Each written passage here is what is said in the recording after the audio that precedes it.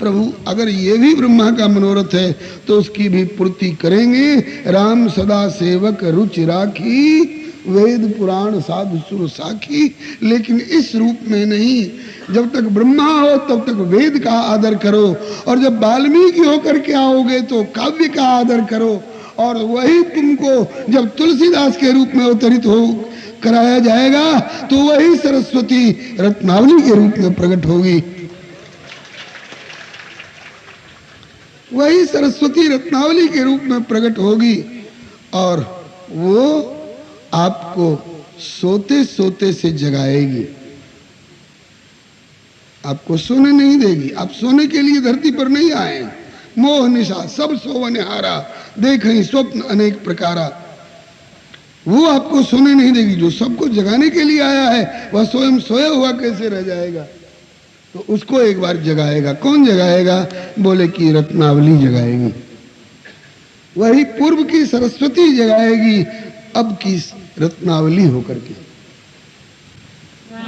भगवान भोलेनाथ के आग्रह से गोस्वामी जी ने स्वीकार किया संबंध, और रत्नावली सचमुच में इतनी भा गई, इतनी भा गई। गेह मिल्यो, गेह मिल्यो गृहिणी मिली, और मिल्यो गृहिणी को नेह, ही ग्रहित कछु काल हित, तुलसी भय विदे। तियासों स्नेह, यहीं से टीका प्रारंभ हुई है। लेकिन कितने दिनों तक? बोले केवल 5 बरस। विवाह के बाद केवल 5 बरस गृह में रहे, गृहिणी में आसक्त, पुण्य गृहिणी के वचन पर जग से भय विरक्त। 5 वर्ष तक इतनी आसक्ति रत्नावली नामक पत्नी के प्रति कि 5 वर्ष के अंदर 500 बार की 5000 बार आग्रह किए जाने पर भी इन्होंने रत्नावली को पीहर नहीं जाने दिया। 5 दिन की कौन कहे, 5 घंटे और 5 मिनट के लिए भी नहीं जाने दिया। विवाह के बाद भी पीहर से ससुराल और ससुराल से पीहर आती जाती हैं अवसर अवसर पर, लेकिन तुलसीदास जी ने नहीं जाने दिया। अंत में उस रत्नावली की मां बीमार हुई।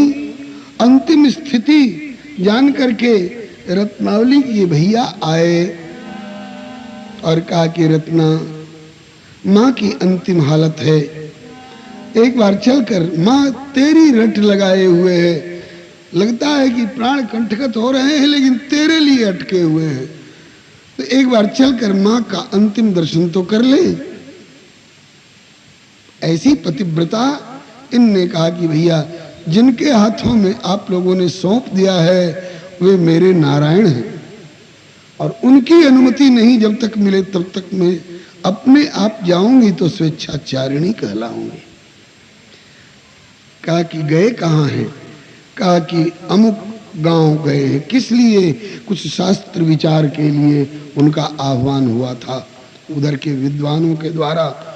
क्या कह करके गए हैं? बोले ये कह करके गए हैं कि मैं समय से लौट के आ जाऊंगा, मेरी अनुपस्थिति में अगर कोई आवे तो उसका स्वरूपानुरूप सम्मान करना। ताकि बस आधार मिल गया। ये कहा है ना कि अगर कोई सम्माननीय अतिथि इस बीच में आवे तो उसका स्वरूपानुरूप सम्मान करना। मैं तेरा बड़ा भाई हूं। मां मृत्यु सैया पर पड़ी हुई है, उसकी करुण पुकार है कि एक बार रत्नावली को दिखा दो, तेरे लिए उसके प्राण अटके हुए हैं, और समागत का स्वरूपानुरूप सम्मान करने की अनुमति तो दे गए हैं ना? अरे हाँ, इतना तो कह गए हैं तो यही उनकी अनुमति मान ले। मैं तेरा भाई हूं, मां के अंतिम दर्शन के लिए गिड़गिड़ा कर तुझसे आग्रह कर रहा हूं, तो मेरा सम्मान सही यही होगा कि एक बार चलकर मां के सामने हो जा। बात जच गई, होनहार बस। तो रत्नावली जी ने सोचा कि उनके आने में देर है, तब तक भैया प्राण कंठगत माँ के दर्शनार्थ ले जा रहे हैं। किसी गलत व्यक्ति के साथ नहीं जा रही हूँ, किसी गलत जगह नहीं जा रही हूँ, पीहर जा रही हूँ, माँ के अंतिम दर्शन के लिए जा रही हूँ, भैया के साथ जा रही हूँ। तो ये लोक वेद दृष्टि से भी, और ये जैसे भैया कह रहे हैं समागत का स्वरूपानुरूप सम्मान करना, उसके अनुसार भैया ने भी समझा दिया। बात जच रही है, पता नहीं वो कितनी देर में आवेंगे, आज आवेंगे कि कल आवेंगे, और उनके आते आते कहीं भैया के प्राण निकल गए तो चलो भैया चलती हूँ, लेकिन एक पत्र लिख करके उनको धर जाती हूँ। पत्र में लिखा, पीहरते आए भय बरस 5 पूरे मोकू, बरस 5 पूरे मोही, आयो मेरो भैया मोही मैया है बुला रही, आयो मेरो भैया मोही मैया है बुला रही। आप तो न जान दई हैं ममता दिखाई है मेरी, आप तो न जान दई हैं ममता दिखाई है मेरी, मैया दुख पई है बिना देखे पछता रही मेरी, मैया दुख पई है बिना देखे पछता रही। असफल प्रयत्न, किस बात में असफल? बोले कि 2 दिन को पीहर होने दीजिए। इस आग्रह में असफल प्रयत्न आज विनय करे रत्ना, असफल प्रयत्न आज विनय करे रत्ना, तव रुचि के विरुद्ध स्वामी कदम है बढ़ा रही, तव रुचि के विरुद्ध स्वामी कदम है बढ़ा रही। प्राणनाथ कृपया बिठाई मेरी क्षमा कीजिए, प्राणनाथ कृपया बिठाई मेरी क्षमा कीजिए, पूछे बिना प्रथम बार पीहर को जा रही, पूछे बिना प्रथम बार पीहर को जा रही। ऐसा पत्र लिख करके पर्यंक पर धर गई। और पड़ोसी, घर में और दूसरा कोई सदस्य था नहीं, पड़ोसियों को समझा गई कि मेरी भैया का प्राण संकट में है, मेरे बिना तड़प रही है, और वे हैं नहीं, भैया लेने आए हैं, आवे तो बता देना। चली गई। इसके बाद गोस्वामी जी पधारे। इतना मन इनमें उलझ गया था कि रत्ना घर से क्या गई, आके आवाज लगाने लगे। होती तब तो बोलती, वो तो गई है बाहर। कहाँ गई? इधर देखा उधर देखा, पड़ोसियों ने बता दिया कि उनके भैया आए थे और माँ का प्राण अंतिम महाप्रयाण की स्थिति में है, इसलिए उनको बरबस चला जाना पड़ा। बेचैन हो गए। रत्ना घर से क्या गई, मन को ले गई चैन, रत्ना को देखे बिना मानत नहीं मन ने। फिर सोचा कि यह भी अच्छा ही हुआ, कटी नेह की डोर, जग चिंता तज के भजूं, अब कौशल राज किशोर।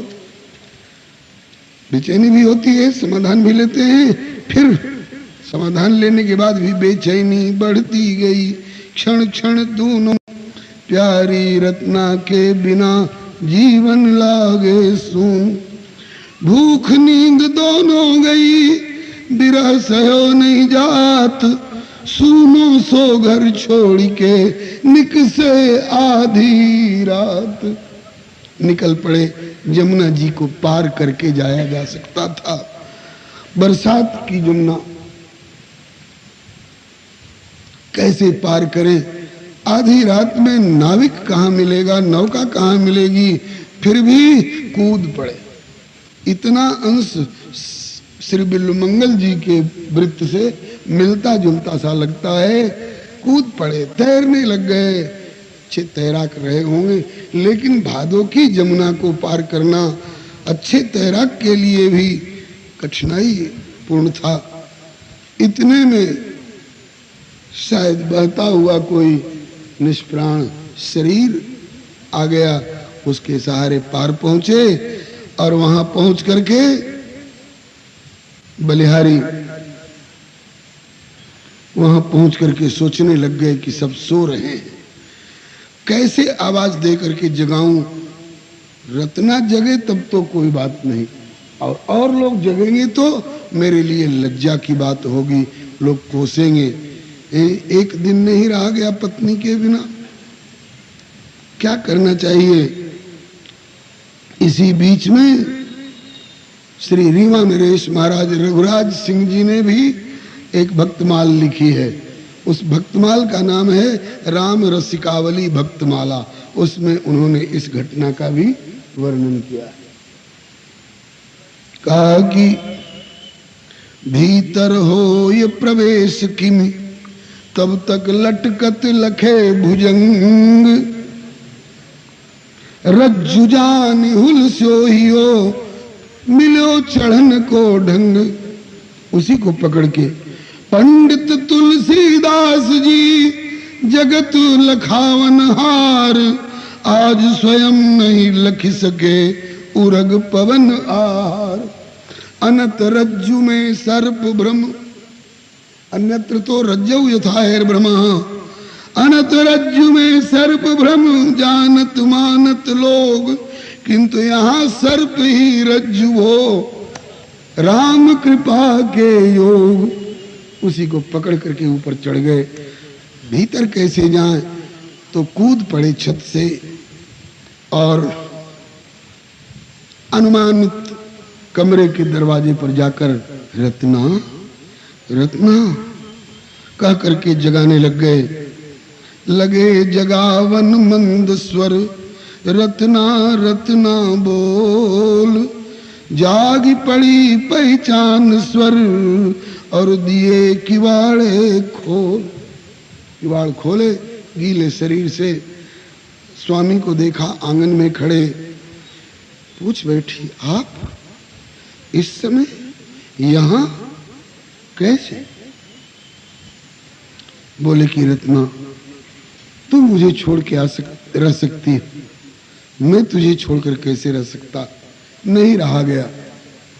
कहा कि नदी कैसे पार किए, बताए। तैर करके ऊपर कैसे आए छत होकर के। कहा कि तुमने मेरी टेप जान करके एक रेशम की डोरी लटका दी थी ना, उसी के सहारे। कहा कि मैंने तो कोई डोरी नहीं लटकाई थी। कहा कि अभी तक लटक रही है। कहा चलिए दिखाइए। दिखाई, रस्सी नहीं, अपनी समझ से रस्सी दिखाई, लेकिन दीपक के प्रकाश में रत्ना ने देखा, अरे तो सर्प है, इसको पकड़कर आप ऊपर चढ़े थे। हाँ रत्ना इसी को पकड़ करके चढ़े थे। फिर दोनों गंभीर हो गए और रत्ना ने कहा कि कहां पहुंचने के लिए आपने इतना प्रयास किया, इस नश्वर शरीर तक पहुंचने के लिए इसमें आपकी इतनी आसक्ति, इसका बखिया उधेड़ कर बताऊं क्या है। अस्थिन को ढांचो,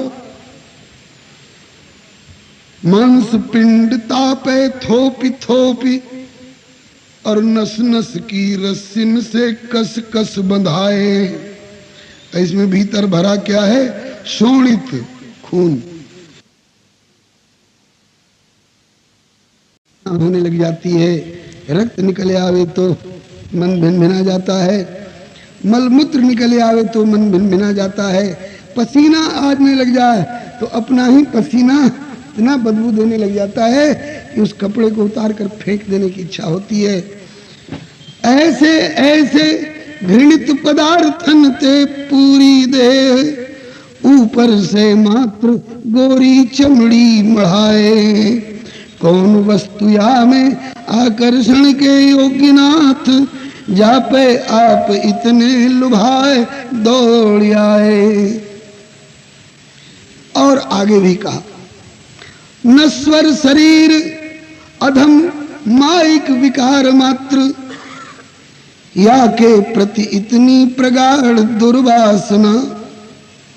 लोक लाज त्यागी आए रातों रात भागी, भरी भादों की नदी में तनिक बूढ़ी बे को त्रासना। या को अर्धांश जितना स्नेह इसके प्रति, या को अर्धांश भर के ही में हुलास, करते भजन को प्रयास तो जग में हो तो उपहासना। जग को तुच्छ जग की तुच्छ आस तज के, यदि होते हरि को दास तो छूट जा तो भव पास, करके प्रभु की उपासना। दोहा प्रख्यात है। अस्थि चर्ममयी देह मन, तामे जितनी प्रीति, तिसु आधी श्री राम प्रति, होती न तो भव भीति। इस नश्वर शरीर के प्रति जितनी आपकी आसक्ति और इस तक पहुंचने का जितना प्रयास, इसका अर्धांश भी प्रयास आपने उस परमानंद चिन्मय सच्चिदानंद घन प्रभु के प्रति किया होता, भवबंधन छूट गया होता। मेरे नाथ गोस्वामी जी एकदम स्तब्ध हो गए। ये रत्ना बोल रही है ना? रत्ना नहीं बोल रही है।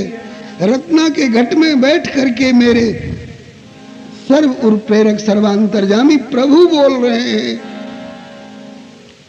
इसके बाद रत्नावली के प्रति कृतज्ञता ज्ञापन किए। रत्नावली सचमुच तुम्हारे वचन अद्भुत रतन से, रत्नावली सचमुच तुम्हारे वचन अद्भुत रतन से, श्रुति शास्त्र सम्मत और समर्थित संत सदगुरु मतन से, श्रुति शास्त्र सम्मत और समर्थित संत सदगुरु मतन से।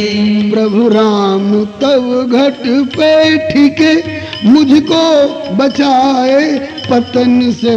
प्रभु राम तव घट पे ठिके, मुझको बचाए पतन से।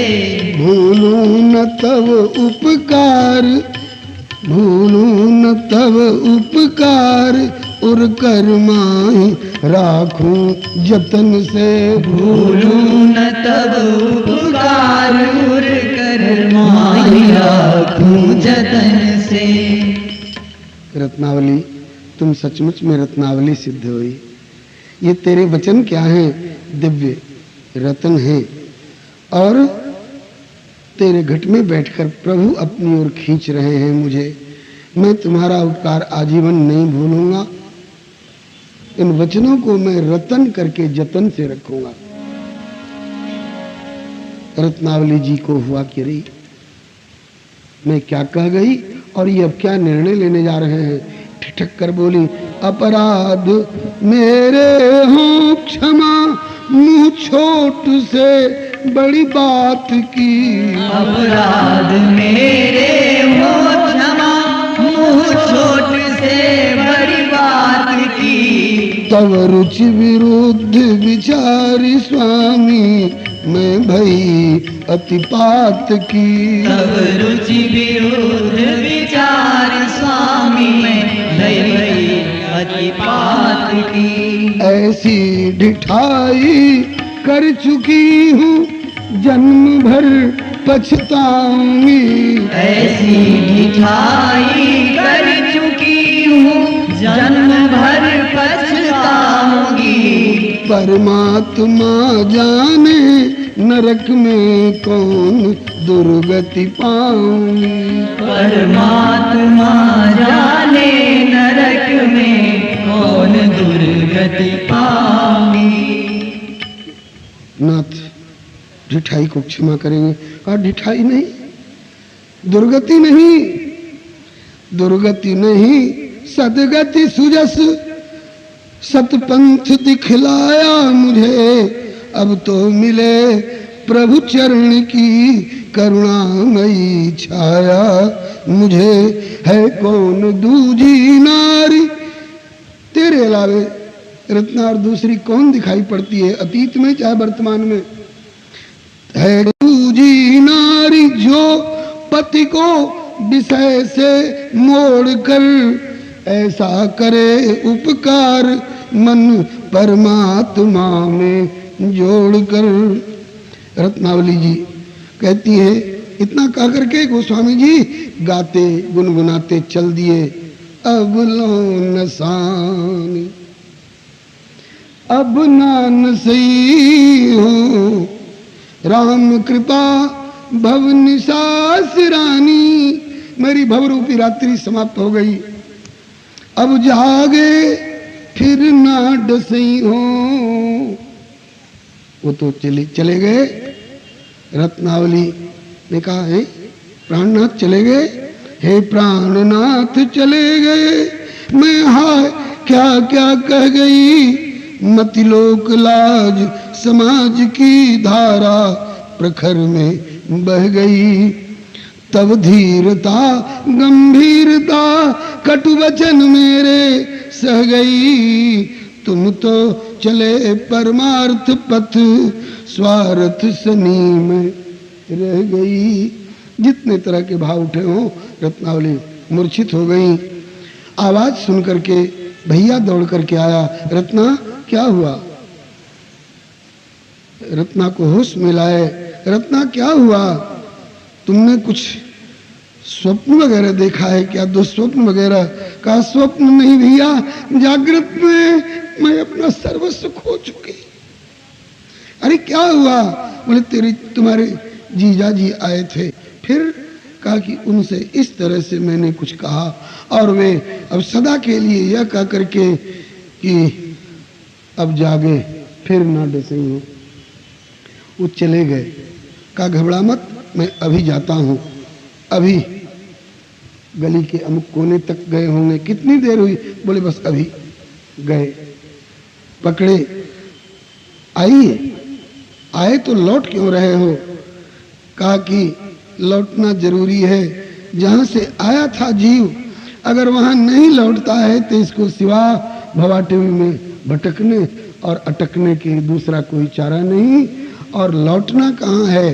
अब राजापुर नहीं लौटना है, राजा रामपुर लौटना है।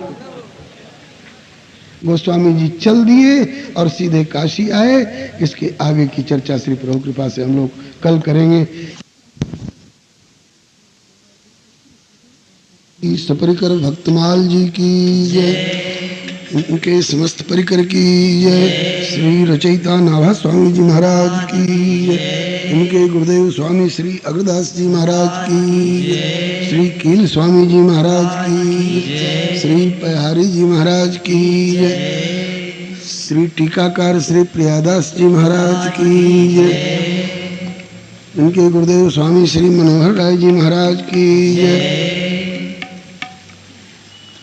श्री सर्व संत वैष्णव भगवान की जय, श्री श्याम चरणदास जी महाराज की जय, उनके पावन जयंती महोत्सव की जय, श्री महाराज जी की जय, उनके कृपा करुणा की जय, उनके छो दुलार की जय, श्री गोस्वामी तुलसीदास जी महाराज की जय, श्री सर्व संत वैष्णव भगवान की जय।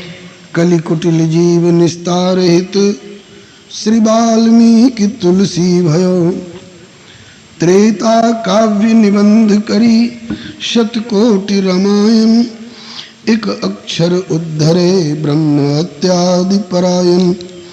अब भक्तन सुखदैन बहुरी लीला विस्तारी, राम चरण रस मत रहत अहनिश व्रत धारी, संसार अपार के पार को सुगम रूप नौकालयो, कलि कुटिल जीव निस्तार हित श्री वाल्मीकि तुलसी भयो। श्री प्रभु कृपा से प्राप्त समय का सदुपयोग करने के लिए हम लोग गोस्वामी श्री तुलसीदास जी के जीवन वृत्त का स्मरण कर रहे हैं। श्री नाभा स्वामी जी के शब्दों में ये महर्षि वाल्मीकि के अवतार हैं। किस किस प्रकार से ये राजापुर में प्रकट हुए, हरिपुर में पाले गए, लोगों ने इनकी उपेक्षा की। भगवान भोलेनाथ ने भगवती पार्वती को प्रेरणा देकर के इन्हें पालन पोषण कराया। उसके बाद गुरुदेव श्री नरहरि दास जी महाराज गोस्वामी जी ने अपने गुरुदेव का संकेत भी किया है रामचरितमानस में। बंधो गुरुपद कंज कृपा सिंधु नर रूप हरि। सीधे सीधे गुरु जी का नाम लेने का, उच्चारण करने का प्राय निषेध है। आदर पूर्वक श्री श्री 108 श्री विभूषित 108 ब्रह्मवाचक अंक है।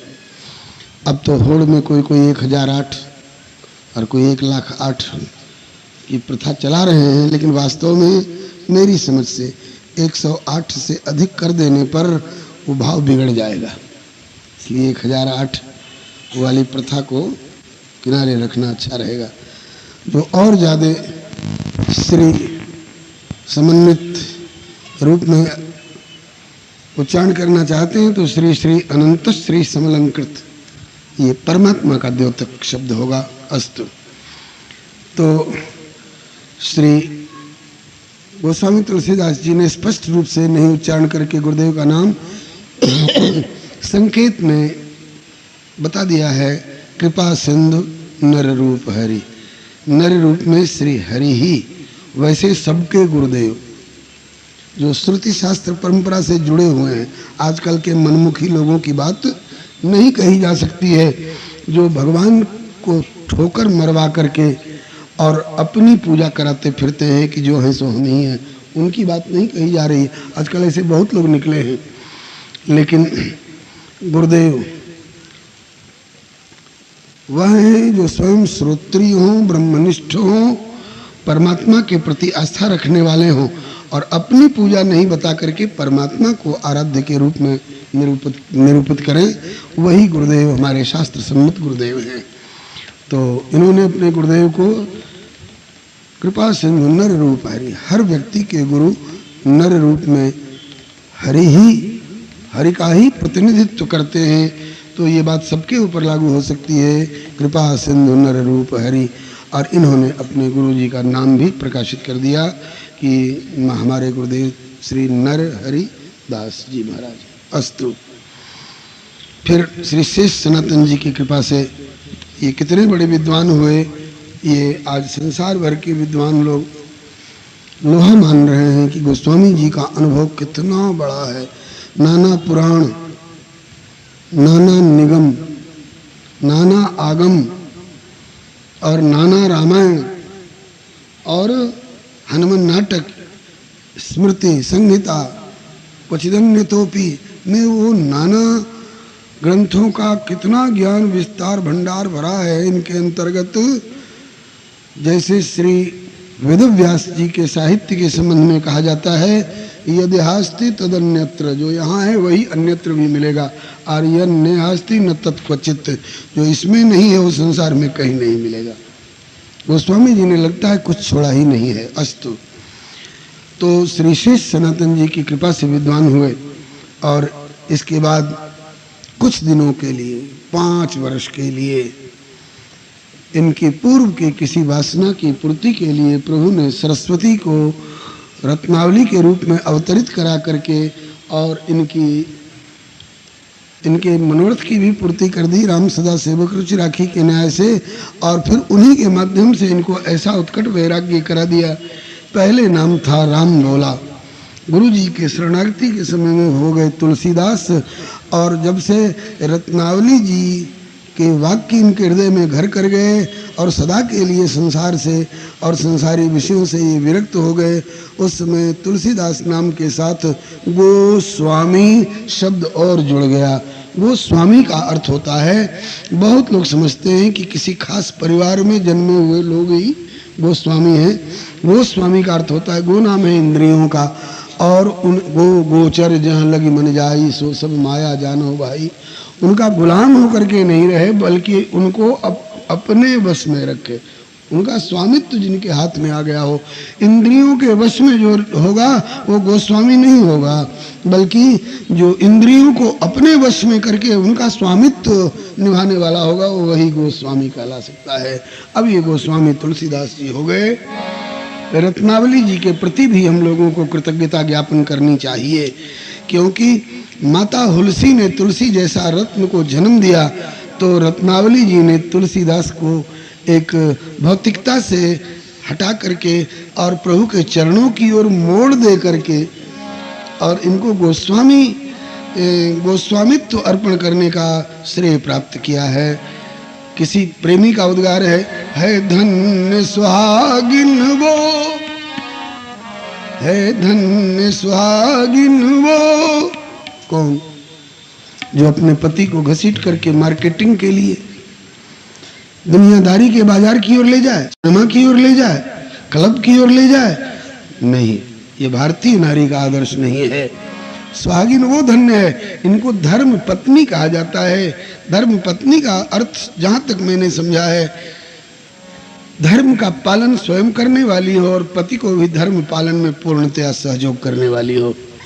एक धर्म पत्नी का पाठ जो उन्होंने अदा किया है, धर्म तक ही नहीं बल्कि धर्म अर्थ काम मोक्ष चारों के प्रदान करने वाले स्वामी प्रभु की ओर जो अपने पति को मोड़ दे रही है धन्य सुहागिन वो जिसने इस जग को तुलसीदास दिया, मेहदी महावर रच कर भी सुख सपनों से सन्यास लिया।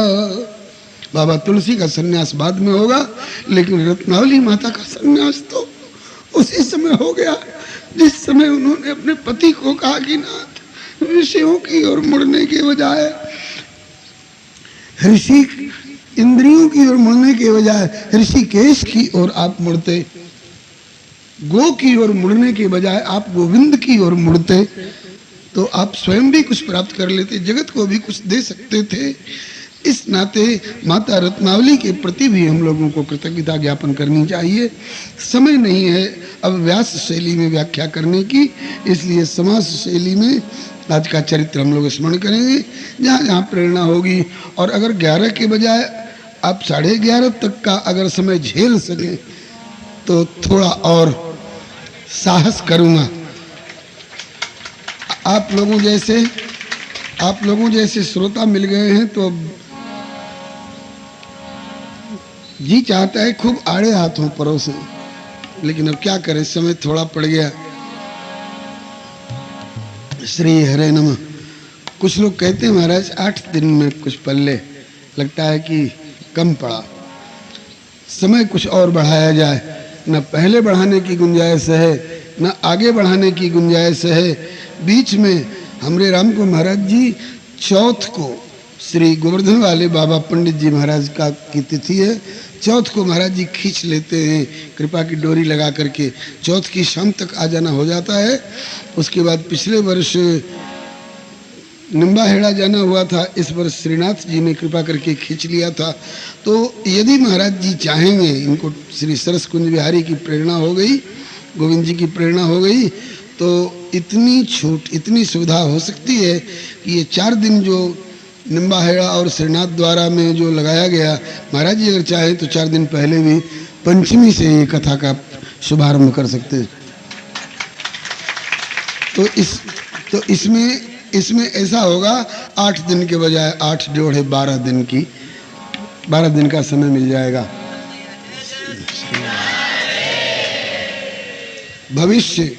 भविष्य पर विचार सब प्रभु की इच्छा पर निर्भर करते हैं, क्योंकि क्षण भर का पता नहीं है। तो प्रभु ने अगर क्या मारेंगे ही मुहर, तो उनकी कृपा ही है। तो प्रभु ने इस पर मुहर मार दी, तो अगले वर्ष 8 दिन के बजाय हम लोग 12 दिन तक इस कथा सुधा का समास्वादन करने का अवसर पा जाएंगे। आइए एक गीत के माध्यम से। है नमन पाद पद्मों में बारंबार बाबा तुलसी, कलि कुटिल जीव निस्तार है तू अवतार। बाबा तुलसी। है नमन पाद कदमों में बारंबार बाबा तुलसी। कलि कुटिल जीव निस्तार है तू अवतार बाबा तुलसी। नमन क्यों? आभार व्यक्त करने के लिए, कृतज्ञता ज्ञापन के लिए। जिस गरुड़ जी के नाम से सर्प का विष उतारा जाता है, उसी गरुड़ जी को डस लिया सर्प ने। यूं करने वाले सर्प ने नहीं, संशय सर्प ग्रसेव उर्गादा। भगवान की भगवत्ता सत्ता महत्ता में संशय, इस संशय रूपी सर्प ने गरुड़ जी को डस लिया। उनके नाम से दुनिया का विष उतारा जाता है, वो अपना विष कहाँ उतारे? नारद जी के पास गए। नारद जी ने कहा कि चतुरानन पह जाओ। चतुरानन के पास गए, वो तो उन्होंने कह दिया कि वैनते शंकर पह जाओ, जंतर मंतर विभाग उन्हीं के जिम्मे है। शंकर जी के पास गए तो शंकर जी ने ये कह के टाल दिया, गरुड़ मार्ग में रास्ते में कहीं चिकित्सा होती, रास्ता चलते। अरे भोलेनाथ, सब ठोकर मार रहे हो, यहाँ नहीं वहाँ जाओ, वहाँ नहीं, जहाँ कहीं सही इलाज हो सके कोई एक ठिकाना तो बताओ कि वहाँ से फिर अब आगे रेफर नहीं किए जाए। तब शंकर भगवान ने कहा कि नित हरि कथा होत जहाँ भाई, पठो तहाँ सुनो तुम जाई। और आप कथा, बाप कथा, देश कथा, विदेश कथा से काम नहीं चलेगा। जाय सुनौता हरि गुण भूरी, जहाँ की जही में आदि मध्य और अवसाना केवल प्रभु प्रतिपाद्य राम भगवान। भगवान की कथा होती हो और वो भी उनके गुणों की विशेष रूप से चर्चा होती हो। जाय सुनौता हरिगुण भूरी, तब हुई है मोह जनित दुख दूरी। गए श्री गरुड़ जी निर्देशन पाकर के श्री काकभुसुंडी जी के आश्रम पर। आश्रम का ऐसा प्रभाव कि आश्रम की 1 योजन सीमा के भीतर पांव रखते ही अविद्या निवृत्त हो गई, संशय समाप्त हो गया और दोनों का मिलन हुआ, कथा का आनंद हुआ। और गरुड़ जी संशय लेकर के आए थे और प्रेम लेकर के जा रहे हैं। गरुड़ जी उच्छृंखल होकर आए थे, मतिधीर होकर के लौटे। गए वो गरुड़ वैकुंठ तब, हृदय राख रघुवीर। लेकिन जाने के पहले सोचा कि इतने बड़े उपकारी काकभुसुंडी जी के प्रति इन्होंने जो मेरा उपकार किया है उसका बदला नहीं चुकाया जा सकता है, फिर भी कुछ ऋण भार हल्का कर लो इसके लिए। बोले कि मोह पही होई न प्रति उपकारा, तो केवल इतना ही कर पा रहा हूं कि वंदऊ तब पद बारही बारा। सिद्ध हुए होंगे काकभुसुंडी जी गरुड़ जी के निकटतम उपकारी। वैसे क्रमिक रूप में उन्हीं का प्रसाद हम लोगों तक आ रहा है, किंतु हम लोगों के, हमारे जैसे कलिमल ग्रसित भवभोंग डसित कलियुगी प्राणियों के लिए निकटतम उपकारी श्री गोस्वामी तुलसीदास जी के प्रति हमारा भी कर्तव्य है गरुड़ जी वाले न्याय से। बंदो तव पद बारही बारा, इससे अधिक हम कर क्या सकते हैं?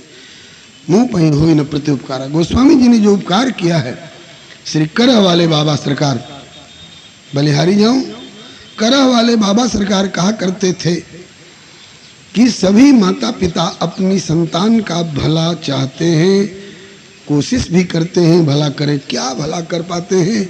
कुछ जगह जमीन छोड़ गए, महल अटारी छोड़ गए, गहना गांठी छोड़ गए, बैंक बैलेंस छोड़ गए, मेरी तेरी अपना पराया छोड़ गए, तो क्या ये कल्याण कर देंगे?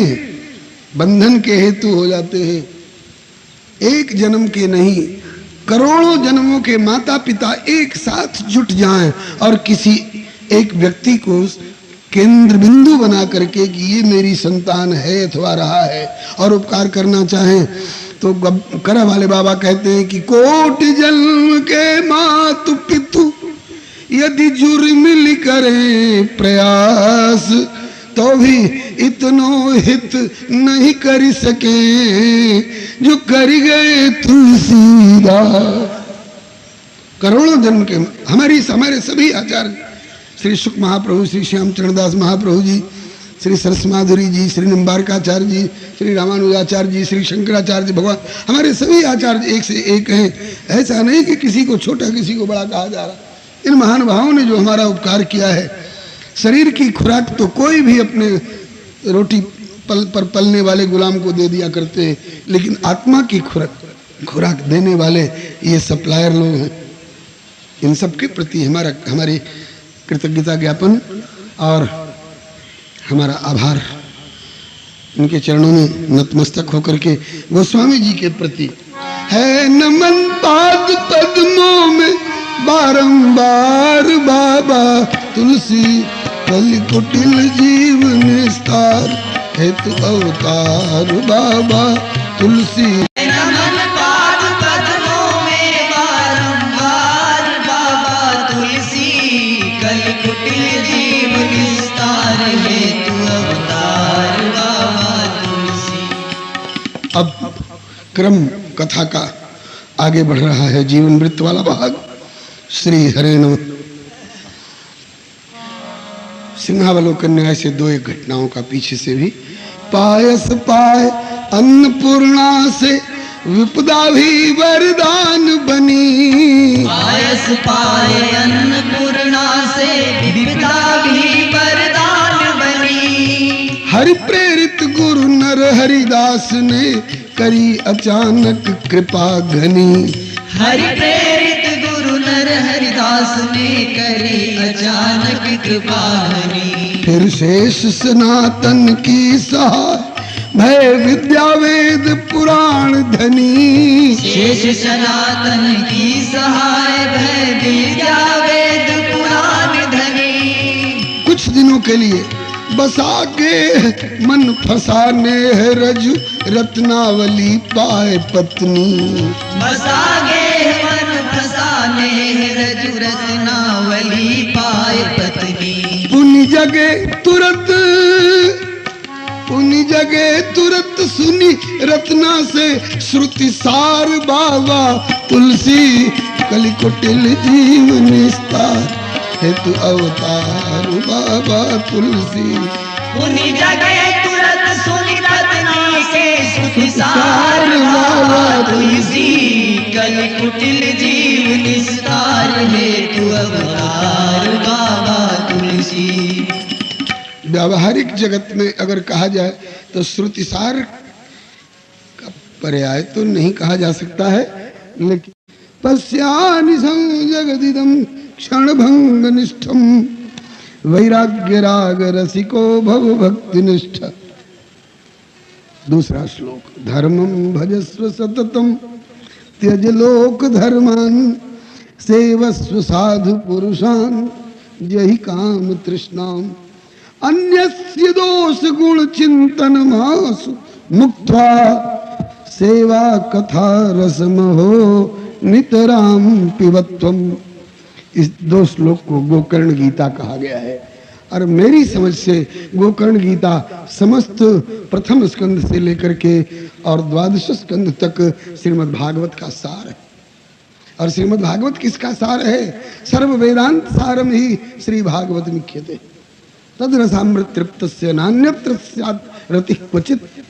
वेदोपनिषदाम सारात् जाता भागवती कथा। तेनेयम वाङ्मयी मूर्ति प्रत्यक्षा वर्तते हरे। ये समस्त का सार निचोड़ एक दोहे में निचोड़ दिया माता रत्ना ने। पुनि जगे तुरंत सुनि रत्ना से श्रुति सार बाबा तुलसी कलि कुटिल जीव निस्तार हेतु अवतार बाबा तुलसी। पुनि जगे तुरंत सुनि रत्ना से श्रुति सार बाबा तुलसी कलि कुटिल जीव निस्तार हेतु अवतार बाबा तुलसी। भक्तमाल ग्रंथ की पंक्ति में टीकाकार श्री प्रियादास जी के शब्दों में सुनी जब बात, पत्नी की ये बात सुनी जब बात, मानो है गयो प्रभात। जीवन का प्रभात हुआ। हम लोग मनाते हैं ब्रह्मा मुरारी त्रिपुरांतकारी भानु शशि भूमि सुतो बुधश्च गुरुश्च शुक्र शनि राहु केतवः कुर्वन्तु सर्वे मम सुप्रभातम। गुड मॉर्निंग, सुप्रभातम मनाते हैं। वाणी से भले मना लें। हम लोगों का प्रभात सुप्रभात चाय से होता होगा, कॉफी से होता होगा। देखा है ट्रेनों में अभी कुल्ला दातुन भी नहीं किया, चाय कॉफी। ये सुप्रभातम है, कुप्रभातम। अखबार से होता होगा किसी का सुप्रभातम की कुप्रभातम। वास्तव में तुलसीदास जी कहते हैं कि मेरे जीवन का आज प्रभात हुआ है। राम कृपा भव निशा सिरानी, भवरात्रि मेरी बीत गई, अब जागे, अब तक मैं सोया था। मोह निशा सब सोव निहारा, देखे स्वप्न अनेक प्रकारा। लेकिन आज मैं जग गया। किसने जगाया? रत्ना ने जगाया। रत्ना के घट में बैठकर परमात्मा ने जगाया।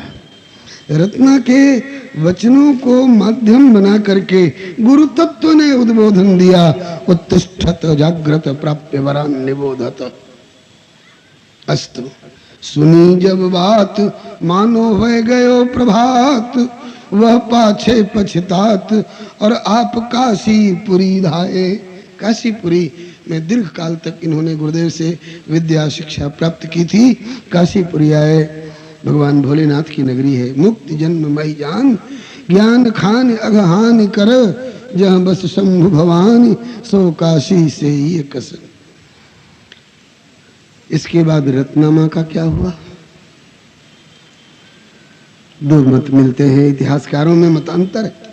कुछ लोग कहते हैं कि इनके केस पकने तक भी ये विद्यमान रही, लेकिन श्री बाबा बेणी माधव दास जी ने कहा है कि अपने स्वामी को प्रभु तक पहुंचने का मार्ग दिखा करके, और उन्होंने स्वयं प्रभु का मार्ग पकड़ लिया। इस शरीर में रह करके नहीं, इस शरीर से बाहर होकर के। यह शरीर तो एक कारागार है। इसकी व्याख्या में लगूंगा, आगे के प्रसंग कहीं अधूरे न रह जाएं। यह शरीर एक कारागार है। गोस्वामी बिंदु जी ने कहा कि अद्भुत कारागार है। ईंट पत्थर वाले कारागार में बंद प्राणी चाहता है कि मेरी कारागार झेलने की अवधि पूरी और निकलूं और अपनों से मिलूं, लेकिन इस हाड़ मांस वाले कारागार में बंद कैदी कभी चाहता ही नहीं कि इसमें से निकलूं और अपना जो प्रभु है उससे मिलूं। तो इसमें से निकल करके और उन्होंने प्रभु को प्राप्त किया है। बाबा श्री बेणी माधव दास जी ने ऐसा वर्णन किया है, जो गोस्वामी जी के समकालीन संत कवि रहे हैं। अस्तु इसके बाद का अध्याय श्री हरे नमः। काशी बसी पापता प्रेत से, यह भी एक अनोखी घटना है। जो स्वयं दुर्गति में पड़ा हुआ है प्रेत, और वो भगवत प्राप्ति का मार्ग बता रहा है। लेकिन हाँ, वो अन्यत्र का प्रेत नहीं था, काशीपुरी का प्रेत था। काशीपुरी भगवान विश्वनाथ की नगरी है। भगवान भोलेनाथ के पास बहुत तरह के इस तरह के लोगों की जमात रहती है, तो उसमें कोई रहा होगा भला। काशी बसी पापता प्रेत से हनुमत का दर्शन पाया। विशेष जिज्ञासा हो तो गोस्वामी जी के चरित्र की ओर कभी दृष्टि डालिएगा, ग्रंथों में प्रकाशित रहते हैं। कैसे तो वर्णन आया है, बहुत दिवस तक शौच शेष तरुके जड़ डार्यो। बहुत दिनों तक गोस्वामी तुलसीदास जी उन दिनों में अटैच्ड लेटरिन बाथरूम की प्रथा नहीं थी। बस्ती से बाहर मैदान में जंगल में निबटने के लिए जाना पड़ता था। निबटने के लिए जाते और इनके कमंडलू में जल शौच के बाद थोड़ा जल जो शेष रह जाता उसको वहीं किसी कांटेदार वृक्ष की जड़ में डाल देते थे। ऐसा नहीं कि हम कोई साधना कर रहे हैं किसी सिद्धि की प्राप्ति के लिए, सहज स्वभाव से। तो कई दिवस जल शौच शेष तरु के जड़ डार्यो, पाए तृप्ति एक प्रेत एक दिन बचन उचार्यो। संजोग से वहां कोई प्रेत रहता था, इनके द्वारा डाले गए जल से तृप्ति मिली, उसको प्यासा रहता था। बोला कि तड़पत रहो अनाथ बिना जल के दुखियारो, तब करते जल शेष पाए मुहि भड़ो भयो सहारो। मांग ले हुए ही काल अब जो कछ तुम्हें सुहाय, निज उपकारी संत प्रति करी हो कछुक सहाय। उस प्रेत ने अदृश्य रूप में कहा कि संत जी, आपके द्वारा डाले गए इस शौच से जल से मुझे बहुत तृप्ति मिली है, मैं जल के बिना तड़प रहा था, मैं आपकी कुछ सेवा करना चाहता हूं, आप बताओ अपनी आवश्यकता उसके अनुसार मैं आपकी कुछ सेवा करूं। इन्होंने पूछा कि अहु कौन तुम, कहु मुहि चाहु दैन वरदान, हमरे तो प्रभु मिलन तजी चाह नहीं कछु आन। आप हो कौन? उसने बताया, निज कुकर्म परिणाम में बनो अहूँ मैं प्रेत, तब उपकार विचार जिय हमरे ही अति हेत। कुकर्म के परिणाम स्वरूप प्रेत योनि में पड़ा हुआ एक दुर्गतिक हूँ, लेकिन आपके द्वारा मेरा इतना हित हुआ है, जल मिला, तृप्ति मिली, तो चाहता हूँ कि कुछ आपकी सेवा कर लूँ। गोस्वामी जी बोले कि स्वयं अहो जब प्रेत तुम, तो का करी हो उपकार, केवल प्रभु दर्शन चाहो और न कछु दरकार। प्रभु के अतिरिक्त और कुछ नहीं चाहिए। तो उन्होंने कहा कि मैं प्रभु को मिला तो नहीं सकता हूँ, लेकिन मिलने का मार्ग बता सकता हूँ, क्योंकि काशी का प्रेत हूँ, विश्वनाथ जी के दरबार का प्रेत हूँ। अच्छा बताओ। कहा कि आप हनुमान जी को पकड़ो, हनुमान जी प्रभु के पेशकार हैं।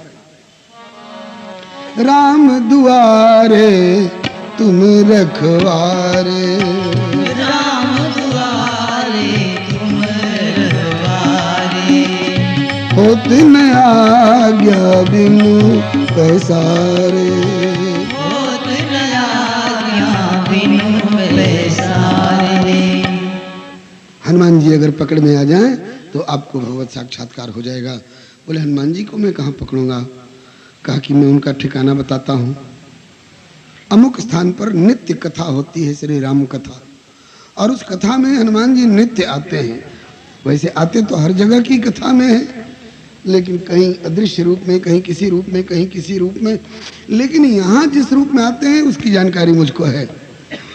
उनको पकड़िए। बोले उनकी पहचान बताइए।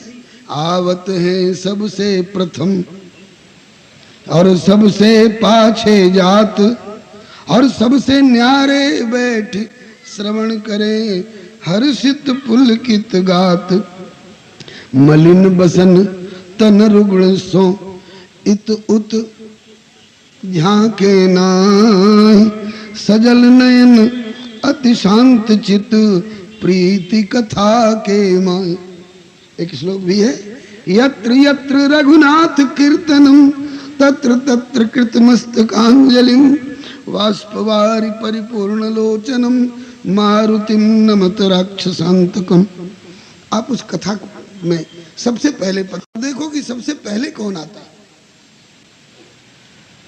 और वो कहाँ बैठता है। सबसे किनारे बैठते हैं, वो धक्का मुक्का से किनारे रहते हैं, और जब तक सब नहीं चले जाएं तब तक वो बैठे ही रहते हैं, और जब सब चले जाते हैं तब वो वहां से उठते हैं। और बहुत मैले कुचैले से कपड़े पहनते हैं, लगता है कि कोई रोगी है। तो आप पहले पहुंच करके उनकी ओर ध्यान रखना। वो इधर उधर ताकते नहीं है, अंजलि बांधे, आंखों से आंसू टपकाते हुए निरंतर कथा में दत्तचित्त रहते हैं।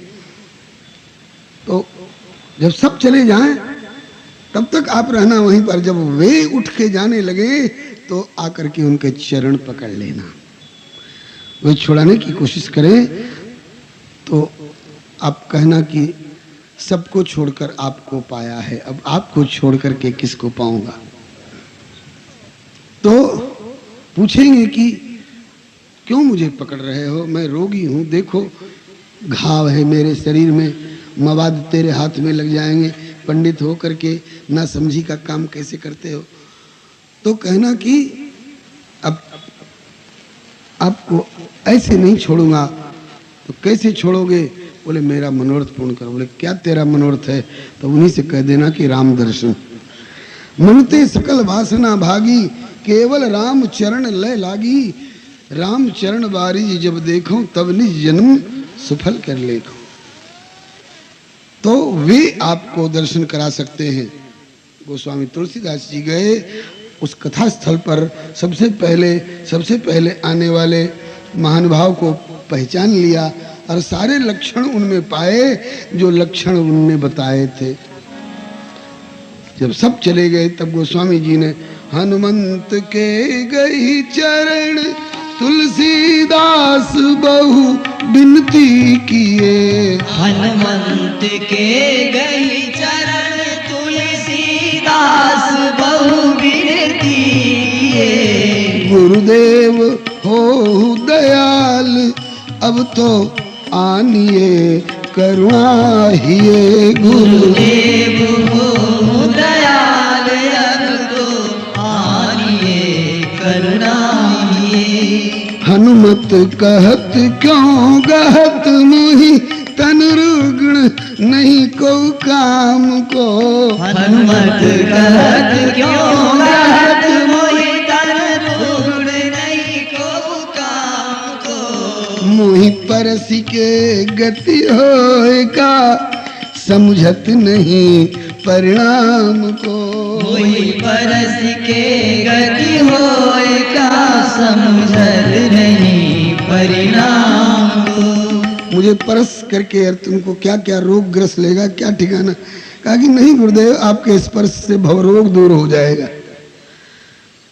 तो पूछा कि क्या समझ करके मुझे पकड़ रहे हो? भावुकता में आए के चरण गहे के ही काज, का चाहत का समझ के कहो अहो द्विजराज। तब गोस्वामी जी ने खुल के बता दिया, हे राम कथा के रसिक वर, राम भक्त हनुमान, दरस करावहु राम के,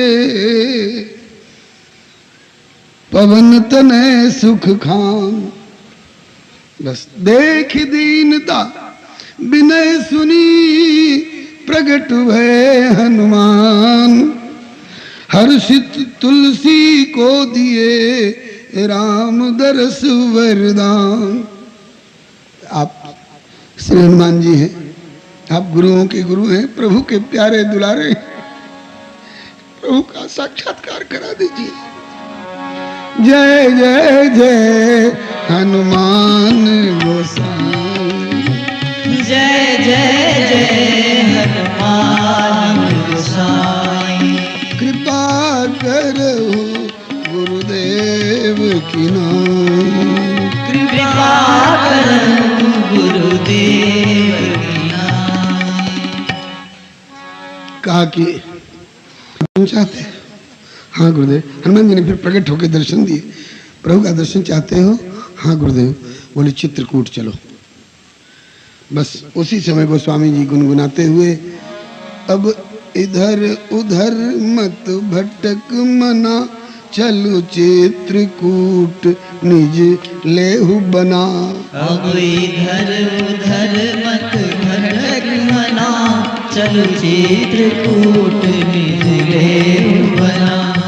जिस लिए जगत में तू आया, उस असल लक्ष्य को बिसराया। इसलिए जगत में तू आया, उस असल लक्ष्य को बिसराया। फिर पीछे नहीं पड़े झखना, चलू चित्रकूट निज लेहु बना। फिर पीछे नहीं पड़े झकना, चलू चित्रकूट निज लेहु बना। मंदाकिनी तट श्री राम घाट, तहाँ बैठ तके निज प्रभु की बाट। मंदाकिनी तट श्री राम घाट, तहाँ बैठ तके निज प्रभु की बाट। जहाँ कण कण में आनंद घना, चल चित्रकूट निज लेहु बना। जहाँ कण कण में आनंद घना, चलू चित्रकूट निज लेहु बना। पद लंबा है, पूरा गाने में आगे के प्रसंग रह जाएंगे, इसलिए संक्षेप में गोस्वामी जी चित्रकूट पहुंचे और चले जात परिक्रमा काहीं, लखे एक दिन मार्ग माही। कामतानाथ की परिक्रमा लोग देते हैं। एक दिन गोस्वामी जी परिक्रमा की ओर जा रहे थे, रास्ते में देखा हरित बसन पहिरे दो वीरा। हरित बसन पहिरे दो वीरा, चढ़े अश्व धारे धन तीरा। चढ़े अश्व धारे धन तीरा। मृग आहे तू जंतु वन हेरे, मृग आहे तू जंतु वन हेरे। तुलसी देखी नयन निज फेरे। तुलसी देखी नयन निज फेरे। दो राजकुमार घोड़े पर सवार, हरे रंग की पोशाक पहरे, धनुष तीर लिए हुए और शिकार की खोज करते हुए और चले जा रहे हैं। गोस्वामी जी ने सोचा आसपास में बहुत से राजे रजवाड़े हैं, होंगे कहीं के राजकुमार आखेट करने आए होंगे, तो साधारण शिकारी राजकुमारों को क्या देखना, मुंह फेर लिए। बस उसके बाद आए अचानक सामने प्रगट भय हनुमान, पूछत तुलसीदास सो कि देखे कृपा निधान। दर्शन हो गया ना। गोस्वामी जी ने हनुमान जी को प्रणाम किया। हनुमान जी पूछ रहे दर्शन हो गया ना? कहाँ, कब? अरे अभी अभी जो हरे रंग की पोशाक पहरे जो घोड़े पर सवार गए हैं, धनुष तीर प्रभु थे। बोले और क्या गुरुदेव, हमें धोखा हो गया, हमने समझा शायद कोई साधारण राजकुमार होंगे, शिकारी राजकुमारों को क्या देखना, मैंने मुंह फेर लिया। कहा कि कलिकाल है, इसलिए छद्म रूप से आकर एक बार झलक दिखा दे, मेरी बात तो पूरी हो गई। कहा कि आपकी बात पूरी हुई, लेकिन मेरी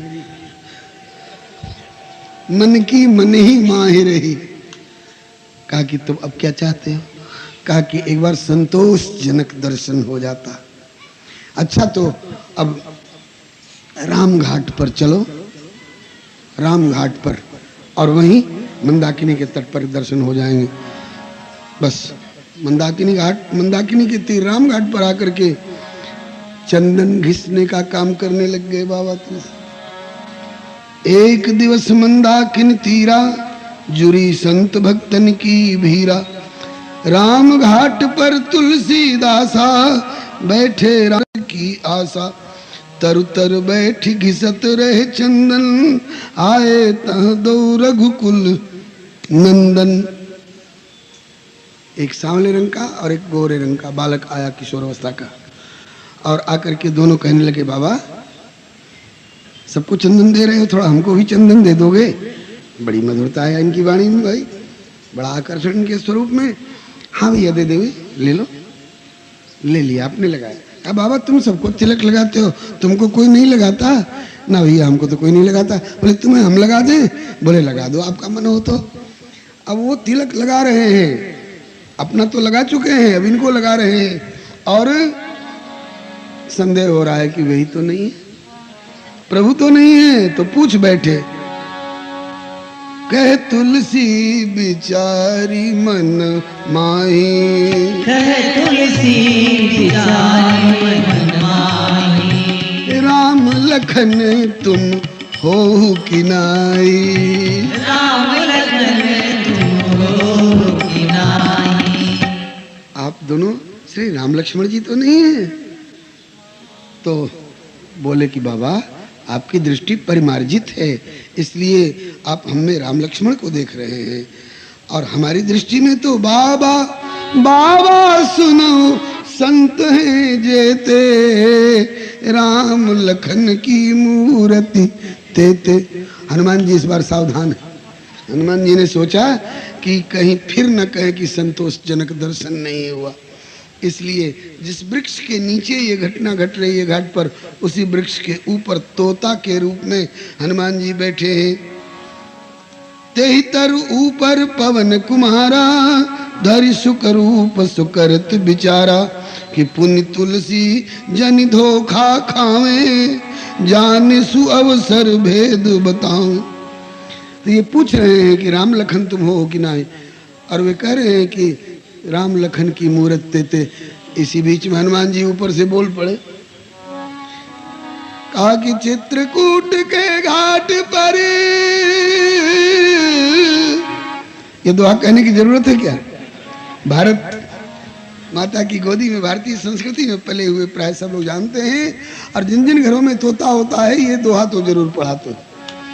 चित्रकूट के घाट पर भाई संतन की भीड़, तुलसीदास चंदन घिसे और तिलक देत रघुवीर।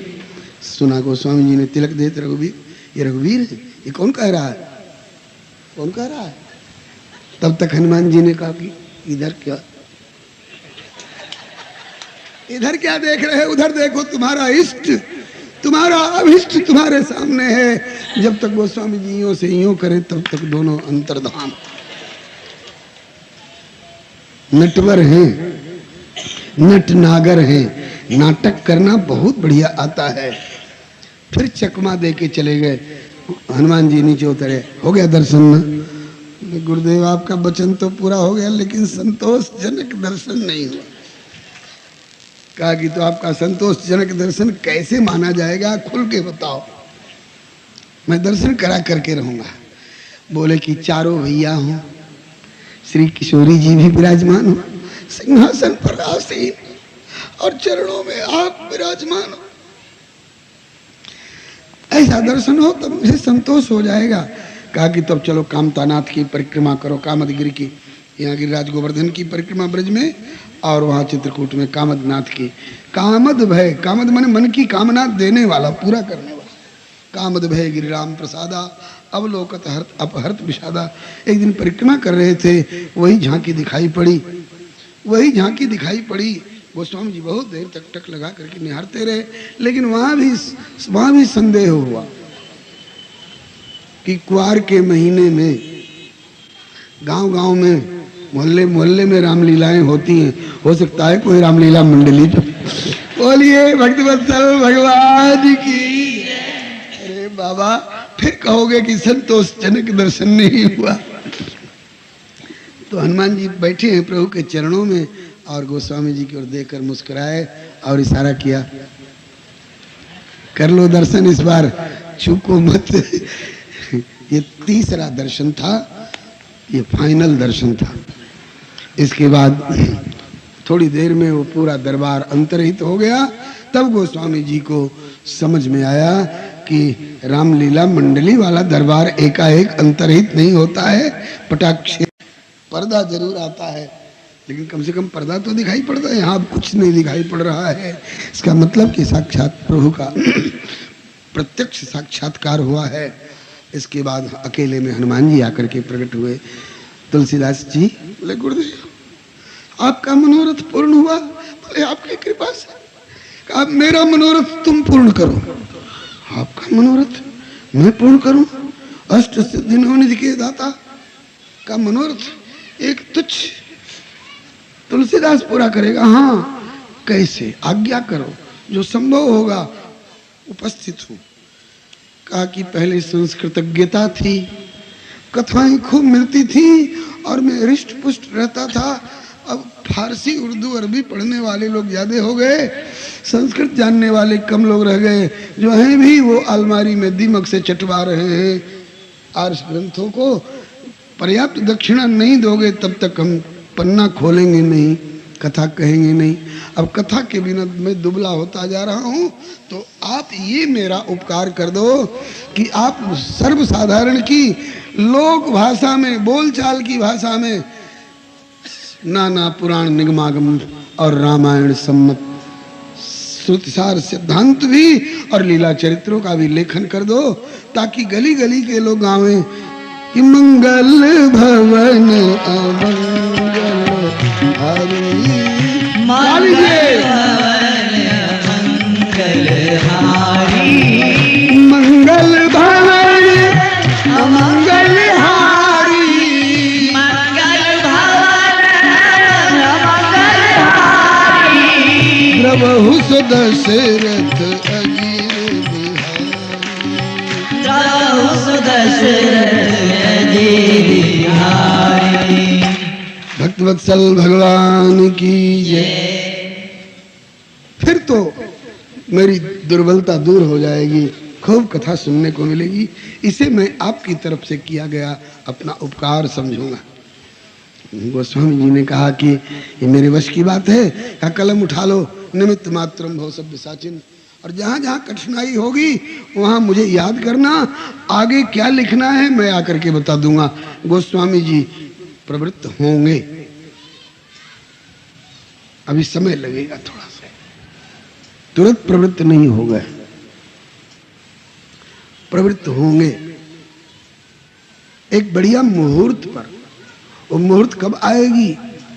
उसी साल, अभी चैत आने में थोड़ी देर थी, और चैत में उस साल संबत 1631 विक्रम संबत था, और उस साल की रामनवमी के दिन, चैत्र शुक्ल नवमी के दिन, वही योग, वही लग्न, वही ग्रह, वही वार, वही तिथि जुटने वाली थी जो त्रेता में रामावतार के समय में जुटी थी।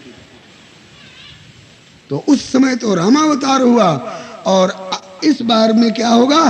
बोले रामावतार के ही दिन, उन्हीं तरह के योगों और मुहूर्तों के समय में इस बार रामचरित मानसावतार होगा,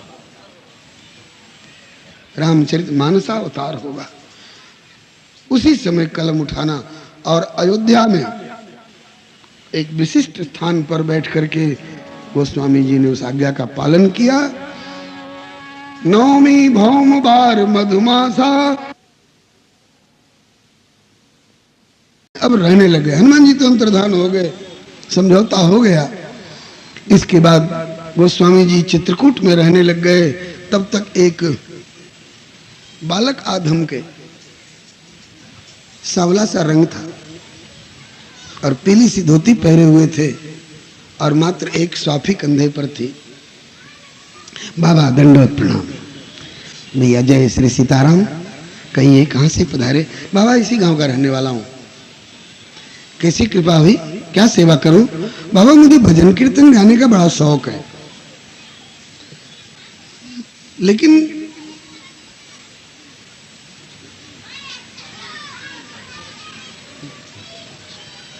हमें भजन कीर्तन गाने का बड़ा शौक है। बोले तो बड़ी अच्छी बात है, लेकिन मेरे गाने लायक बढ़िया बढ़िया गीत पद मिलते नहीं हैं। क्या आप कवि हैं? क्या कुछ पद रचना करके हमें दे दोगे गाने लायक? बोले पहले आप गा के सुनाओ, हम समझ तो नहीं कि क्या गाते हो, कैसे गाते हो। तो प्रभु ने एक गीत गा के सुनाया। करोरी प्यारी रसने हरि गुण गान, हरि गुण नाम रूप लीला सम मधुर नहीं कछु आन। करोरी प्यारी रसने हरि गुण गान, मेवा दाख बादाम छुहारे विविध मधुर पकवान। मिश्री दुग्ध और स्वर्ग को अमृत, नहीं हरि गुण समान। सबकी मधुरता फीकी पड़ जाती है भगवत गुणगान की माधुरी के आगे।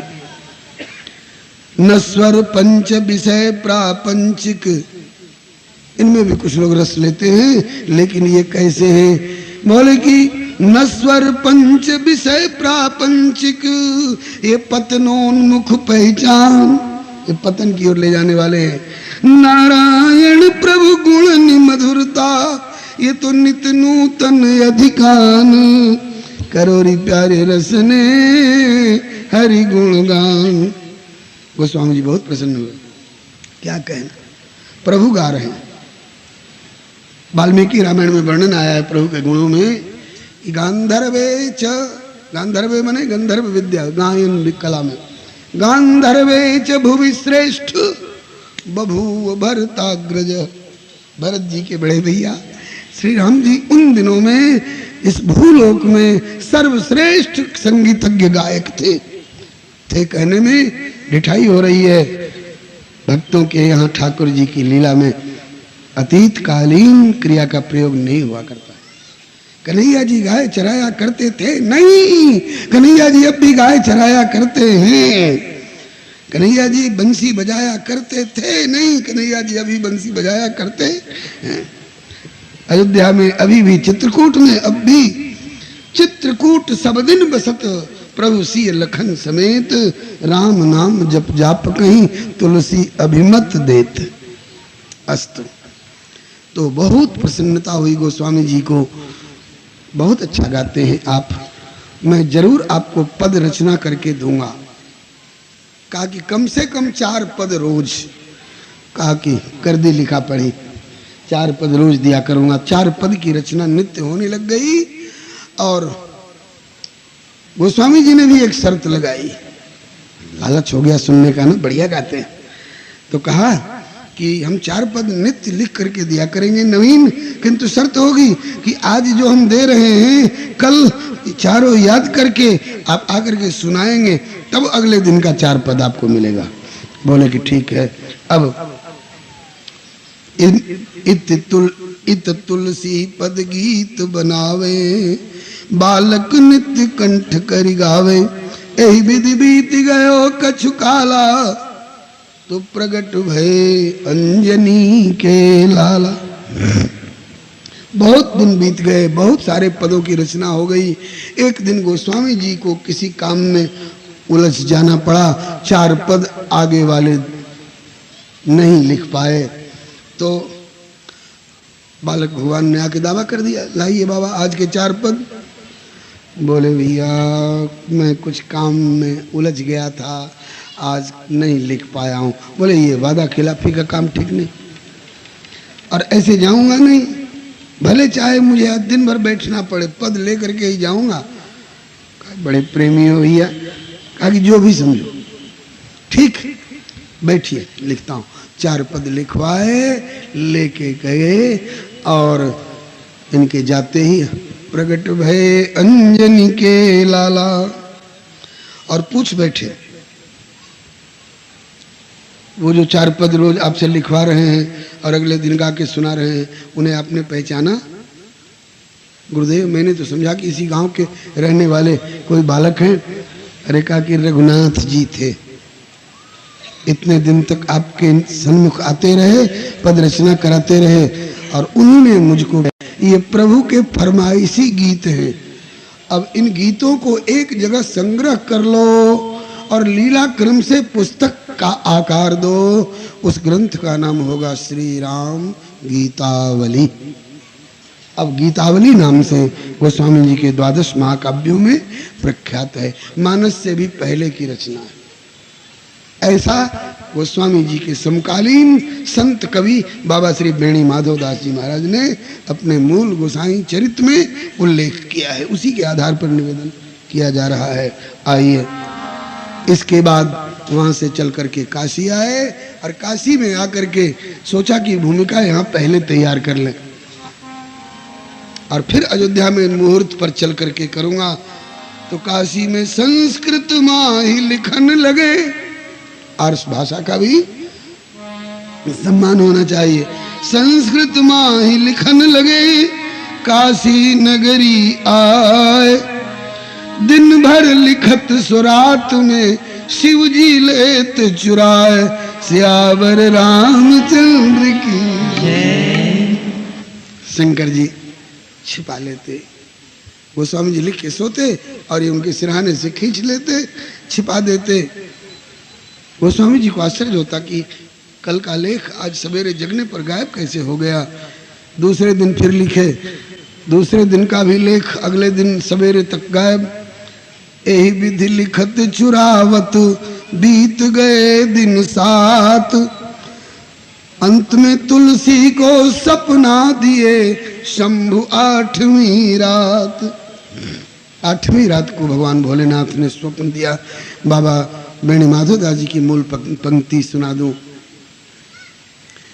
गा लीजिए। 8वें दिन शंभु दिए सपना, निज बोली में काव्य करो अपना। 8वें दिन शंभु दिए सपना, निज बोली में काव्य करो रचना। प्रकट होकर के ये कहा कि अपनी लोक भाषा में काव्य की रचना करो। गोस्वामी जी की नींद खुली, उठती निंदिया उठ बैठ मुनि, और गूंजी रही सपने की धुनी। उठ बैठ मुनि और गूंज रही सपने की धुनी। जग गए गोस्वामी जी, सपना गूंज रहा है। लगता था कि भगवान भोलेनाथ प्रकट होके कह रहे हैं कि अपनी बोली में काव्य रचना करो। सपना कल्पना होता है, लेकिन ईश्वरीय सपना सच्चा भी हो जाता है। स्वप्नादेश, इसको क्या मानूं? तब तक वो शंकर भगवान ने सोचा कहीं इसको जागे लाभ न हानि कछु वाली संज्ञा न दे दें, इसलिए प्रगटे शिव, प्रत्यक्ष में प्रगटे शिव, अकेले नहीं, प्रगटे शिव संग भवानी लिए, तो मुनिया 8 अंग प्रणाम किए। शिव भाखे भाषा में काव्य रचो, सुरवाणी के पीछे न तात बचो। बहुत सारे संस्कृत के ग्रंथ अलमारियों में भरे पड़े हैं, कोई समझ नहीं पा रहा है। नारियल का फल हो रहा है, छिलका कोई तोड़ नहीं पा रहा है, भीतर का तत्व दुर्गम में दुर्बोध हो रहा है, दुर्लभ हो रहा है। ऐसी लोक भाषा में लिखो कि सब समझ सके। गोस्वामी जी ने कहा कि भोलेनाथ, आर्ष भाषा से बिल्कुल भिन्न लोक भाषा में अगर लिखा जाए तो कथानक तो लोगों के समझ में आएगा, उसमें प्रसाद कहाँ से आएगा, प्रभाव कहाँ से आएगा? बोले कि मम पुण्य प्रसाद सो काव्य कला हुई है समसाम ऋचा सफला। वेद मंत्रों की तरह तुम्हारे द्वारा लिखी हुई चौपाइयों का प्रयोग होगा और प्रभाव होगा। शत्रु अगर आक्रमण कर रहा हो राष्ट्र के ऊपर, और उस समय अगर राष्ट्र भर के लोग अगर चौपाई का संपुट लगा करके मानस पाठ शुरू कर दें, हनुमान अंगद रन गाजे, हाक सुनत रजनी चरवाजे। हनुमान अंगद रन गाजे, हाक सुनत रजनी चरवाजे। आक्रामक पीछे हट जाएगा। मंत्रात्मक प्रयोग और पर्याप्त प्रभाव होगा। मेरे प्रसाद से कलम से लिखो तुम, प्रभाव मैं उसमें बढ़ता जाऊंगा। श्री हरे नमः। इसके बाद और दूसरी बात, हनुमान जी ने आपसे कहा था कि अयोध्या में चल करके लिखो, और आप काशी में लेखन शुरू कर रहे हो। मुहूर्त वहां की है। तब गोस्वामी जी ने कहा कि सरकार, मैं अभी तैयारी में लग रहा था, पूर्व पीठिका तैयार कर रहा था। बोले जो कुछ करना हो अयोध्या चल करके। तो अयोध्या पधारे, और तब तक रामनवमी आ गई, और उसके बाद नवमी भौमवार मधुमासा अवधपुरी चरित प्रकाशा। इस प्रकार से हम लोगों ने अब तक गाया। काशी बसिपा पता प्रेत से हनुमत का दर्शन पाया, और हनुमत कृपा राम दर्शन कर हुआ आपका मन भाया। फिर चित्रकूट के घाट का दोहा जन जन कंठ कंठ छाया। फिर रामचरित मानस प्रकाशित परम पुण्य अवसर आया।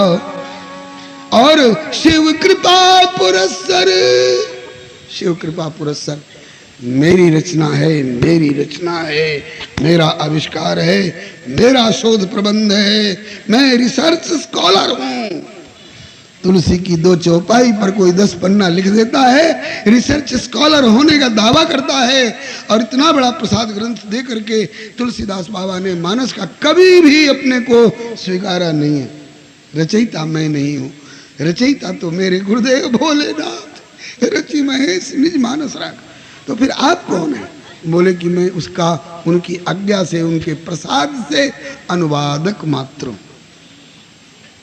और वो भी शंभु प्रसाद सुमति हुलसी, तब रामचरित मानस कवि तुलसी, भणिति मोरी शिव कृपा विभाति, शशि समाज मिली मनहु सुराति। शिव कृपा पुरस्सर, पुरस्सर माने शिव जी की कृपा को आगे रखते हुए और स्वयं उसका अनुसरण करने वाला स्वीकार करते हुए, शिव कृपा पुरस्सर किए ग्रंथ तैयार बाबा तुलसी, कलि कुटिल जीव निस्तार हेतु अवतार बाबा तुलसी। शिव कृपा पुरस्सर किए ग्रंथ तैयार बाबा तुलसी, कलि कुटिल जीव निस्तार हेतु अवतार बाबा तुलसी। सूर्योदय होता है तो सबको हर्ष होता है ना, और उल्लू और चमगादड़ हाय हाय करते, ये सूर्योदय क्यों हो रहा है? रात बनी रहती तो हम शिकार खेलते रहते अंधेरे में। ऐसे मतलबी लोगों को रामचरितमानस का सूर्योदय प्यारा नहीं लगा। संस्कृत साहित्य के एकाधिकारी कुछ स्वार्थांध लोग जल उठे इस भाषा काव्य से। अब हम संस्कृतज्ञों को कौन पूछेगा? लोग घर घर में मंगल भवन मंगलहारी गा के और अपना काम चला लेंगे। तो कहा कि तो करो मनमानी दक्षिणा वसूल, चटवाओ दीमक से अपने काव्य अपने ग्रंथ। पहले तो कई भाषा ग्रंथ कुछ विप्रों ने अपमान किया, क्योंकि स्वार्थ मलिन मन नर ने कब परमार्थ को सम्मान दिया। किंतु उदीयमान दिनकर पर किसने झांप विधान दिया। सूर्य नारायण का उदय होने लगा प्रातः काल, तो क्या एक नहीं, दो नहीं, 10 नहीं, 20 नहीं, 1000 नहीं, लाख नहीं, अखिल विश्व उल्लू महासंघ, सूर्य के विद्वेषी अखिल विश्व उल्लू महासंघ अगर चाहे कि ऐसा एक ढक्कन बनवाओ कि उदित होते ही सूर्य को यूं ढक दो ताकि अंधकार बना रहे, तो क्या ये संभव है? नहीं संभव है। सूर्य के ऊपर ढक्कन कौन लगाने वाला है? पहले तो कई भाषा ग्रंथ कुछ विप्रों ने अपमान किया, क्योंकि स्वार्थ मलिन मन नर ने कब परमार्थ को सम्मान दिया। किंतु उदीयमान दिनकर पर किसने झांप विधान दिया। अंत में काशी नरेश की अध्यक्षता में विश्वनाथ मंदिर में समस्त आर्ष ग्रंथों के सहित इस ग्रंथ का परीक्षण हुआ, और अंत में किंदीयमान दिनकर पर किसने झांप विधान दिया।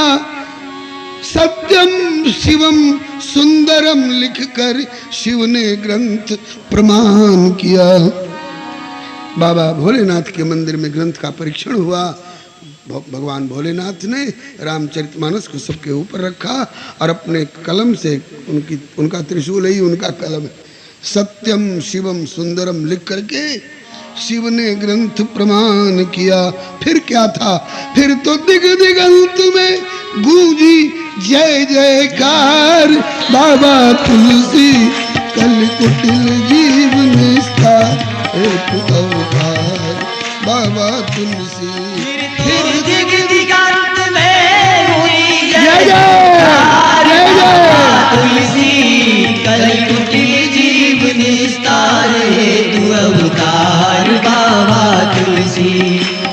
कुटिल जीव निस्तार हेतु अवतार बाबा तुलसी।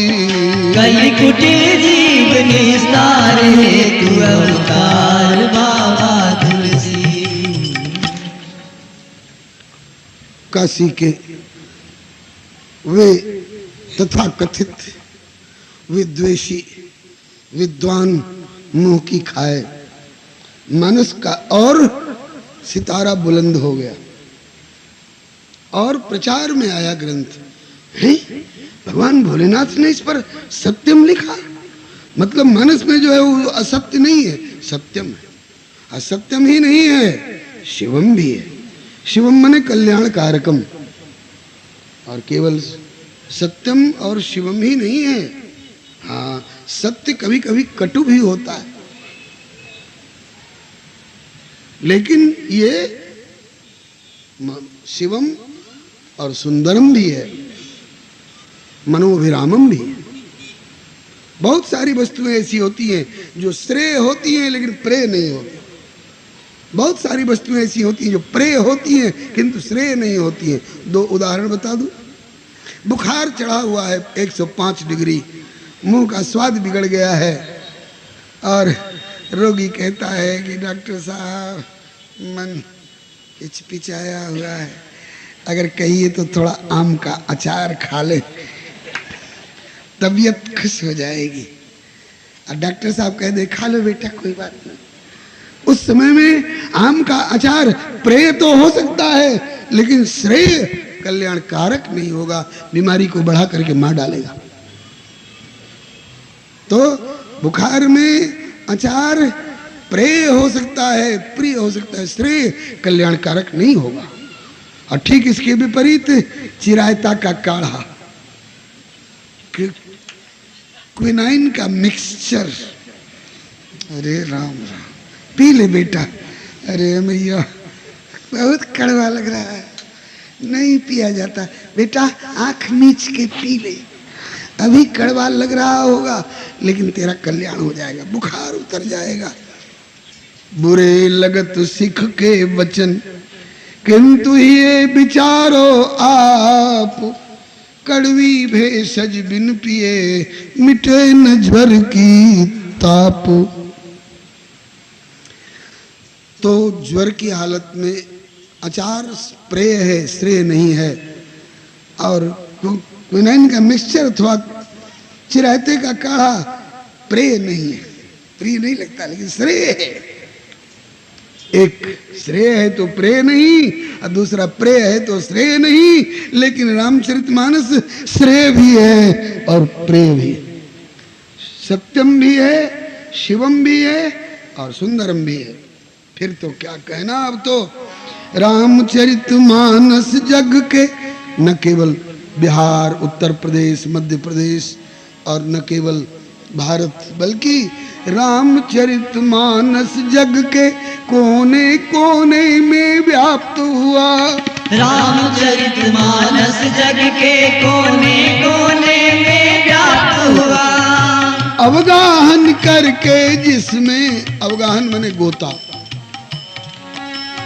अवगाहन करके जिसमें जग हित साधन पर्याप्त हुआ। अवगाहन करके जिसमें जग हित साधन पर्याप्त हुआ। अवगाहन माने गोता, गोता तरल में होता है। इसमें तरलता क्या है? बोले कि अद्भुत सलिल, रामचरितमानस को एक सरोवर का रूपक दिया गया है और इसमें जल क्या है? राम सलिल सुधासम उपमा बीच विलास मनोरम इत्यादि। तो लगाओ गोता। एक बार रहीम जी का पाला पड़ा रामचरितमानस से, कहा कहाँ गोता लगावे, कहीं तरलता हो, कहीं पानी हो तब न गोता लगावे। तब रामचरित के संबंध में आपकी धारणा क्या बनी? रहीम जी ने क्या बोलते हैं, कमेंट्री दी इस पर। क्या? न आब है न जू है, न नदी है न सरोवर है, न उसमें पानी है एक चुल्लू।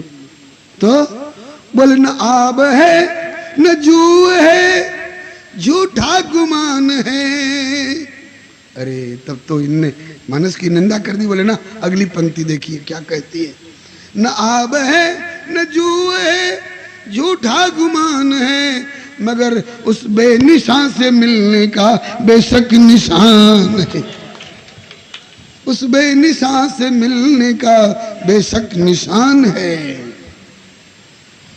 देखने में भले नहीं लग रहा हो कि इसमें कहीं पानी है, कहीं तरंग है और कहीं पूरे सघन पात है, लेकिन ये मुझे एहसास हुआ कि उस बेनिशान परमात्मा को मिला देने के लिए ये सही मार्ग है। इसे कोई अपना ले, इसमें कोई अर्थावगाहन करे तो निश्चित रूप से उसे ठाकुर मिलेंगे मिलेंगे मिलेंगे। उस बेनिशान से मिलने का बेशक निशान है। तो रामचरितमानस जग के कोने कोने में व्याप्त हुआ, अब गाहन करके जिसमें जगहित साधन पर्याप्त हुआ। और क्या हुआ, दानव को मानव करने का श्रेय आपको प्राप्त हुआ। रामचरितमानस में गान करके कितने दानव मानव बन गए।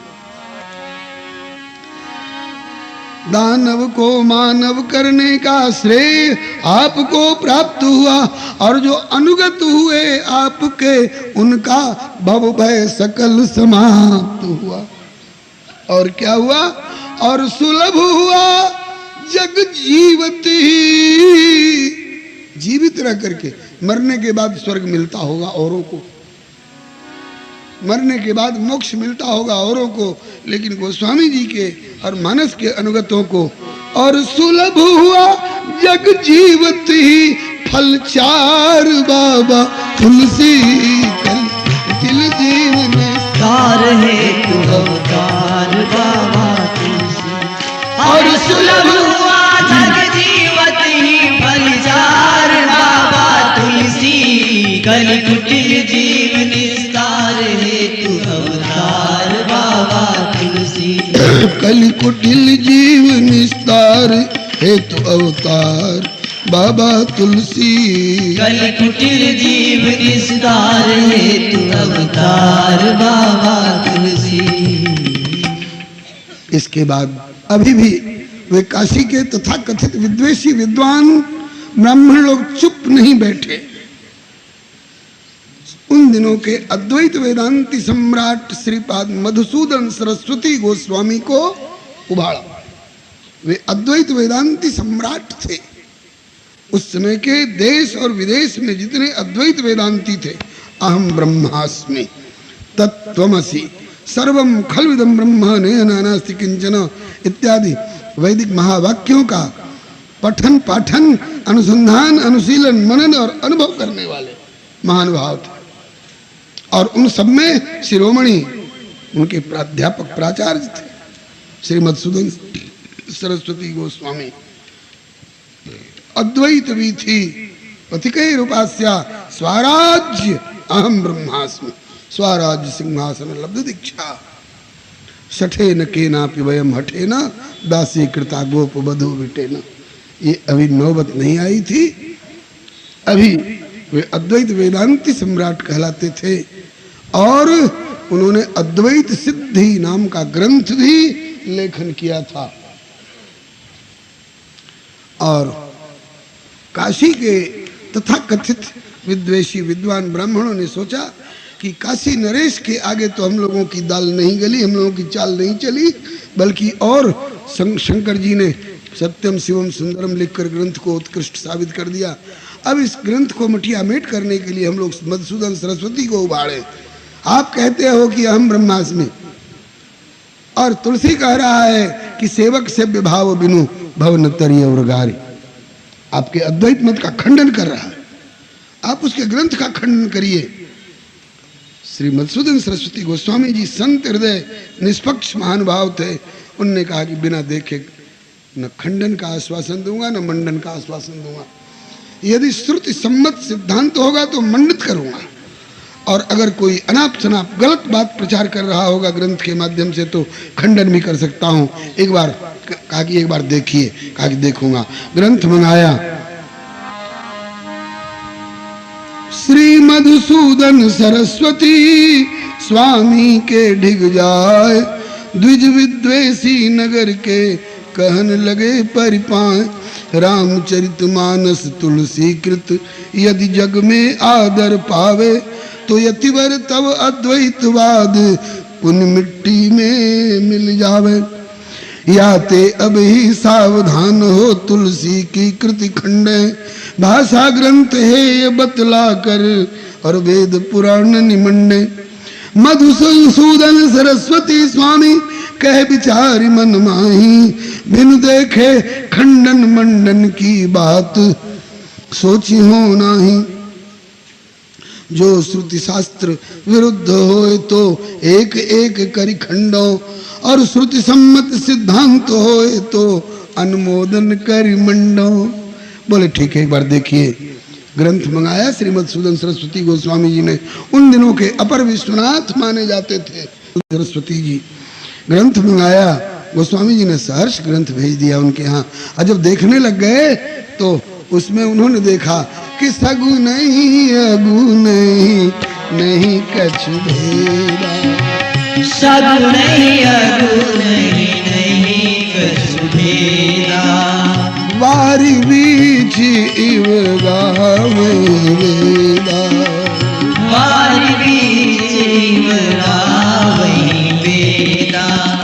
क्या अपने इस ग्रंथ में तुलसीदास नाम का बाबा जी भक्ति का प्रतिपादन करते हुए ज्ञान का खंडन करता है? बोले ना, भक्ति ज्ञान नहीं, नहीं कछु भेदा।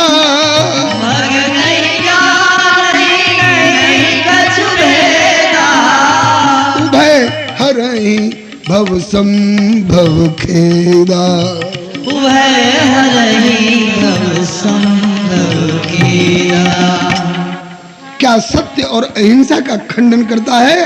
बोले ना, वो तो कहता है कि धर्म न दूसर सत्य समाना। धर्म न दूसर सत्य समाना। आगम निगम पुराण बखाना। आगम निगम पुराण बखाना। क्या परोपकार का खंडन करता है? कहा कि ना, इसमें तो लिखा है कि परहित सरिस धर्म नहीं भाई।